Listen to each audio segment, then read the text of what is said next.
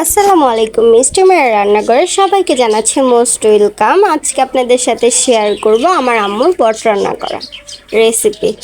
এখানে প্রথমে আম্মু গোটা গোটা করে পেঁয়াজ কেটেছে, সেই পেঁয়াজ আর কিছু রসুন গোটা গোটা করে কাটা দিয়ে দিয়েছে, সাথে কাঁচা মরিচ, এলাচ, দারচিনি, হলুদের গুঁড়া, মরিচের গুঁড়া, তারপর জিরার গুঁড়া, আদা রসুন এসব সব দিয়েছে, সাথে আম্মু এলাচ বেটে দিয়েছে।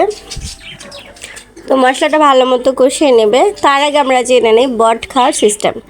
বট কিন্তু সাথে সাথে রান্না করে খাওয়া যায় না। বট অথবা গরুর ভুঁড়ি, গরু বা খাসির ভুঁড়ি যে যেটা বুঝেন, তো এটা কিন্তু সাথে সাথে রান্না করে খাওয়া যায় না। এটা প্রথমে সব ধরনের মশলা দিয়ে 2-3 দিন জাল করতে হয়।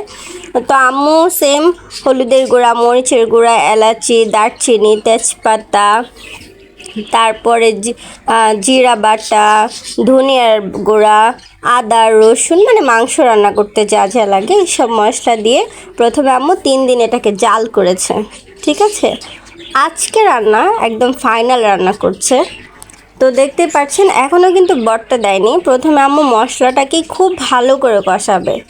ঠিক আছে, কারণ এটার মশলাটা যত সুন্দর করে কষানো হবে বটটা খেতে তত মজা হবে। ঠিক আছে, আর বট কিন্তু সাথে সাথে রান্না করে খাওয়া যায় না, আবারও বলছি, তাহলে এটা একটা গন্ধ লাগে আর টেস্ট এত ভালো আসে না। এটাকে প্রথমে 2-3 দিন জাল দিতে হয়। তো জানি না কার জেলায় কোন নামে বলেন, আমরা তো বট বলি। ঠিক আছে, অথবা গরুর ভুঁড়ি বলি, গরু বা খাসির। ঠিক আছে, তো দেখতে পাচ্ছেন মশলাটা কত সুন্দর করে কষানো হয়েছে। তা আমি এসেছিলাম আম্মুর কাছে যে আমাকে একটু মশলাটা দাও, আমি একটু খেয়ে দেখি। তা আম্মু একটু উঠিয়ে দিয়েছে, আমি পরে একটু ভাত দিয়ে খেয়েছি। তো আমার বলাতে আম্মু এখানে একটা আলু কেটে দিয়েছে, আমার আলু খেতে খুব ভালো লাগে।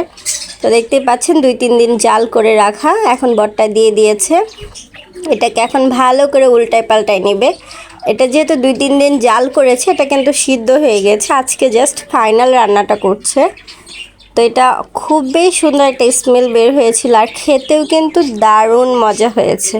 ঠিক আছে, তো এইভাবে করে আপনারা বট রান্না করে খেতে পারেন, খেতেও টেস্ট ভালো হয়, কোনো দুর্গন্ধ থাকে না। আর 2-3 দিন জাল করার কারণে এটা ঠিকঠাক মতো সিদ্ধ হয়ে যায়। ওর ফাইনাল যেদিন রান্না করবেন সেদিন এত ঝামেলা হবে না। তা আমি আমার আম্মুর কাছ থেকে এই বট রান্নাটা শিখলাম আজকে, তাই ভাবলাম আপনাদের সাথে শেয়ার করি, তাই আপনাদের সাথে শেয়ার করলাম। আমাকে জানাবেন কার কেমন লেগেছে এই বট রান্নাটা। ঠিক আছে, ধন্যবাদ আমার ভিডিওটা কষ্ট করে দেখার জন্য। সবাইকে আই লাভ ইউ, সবাই ভালো থাকবেন। আসসালামু আলাইকুম।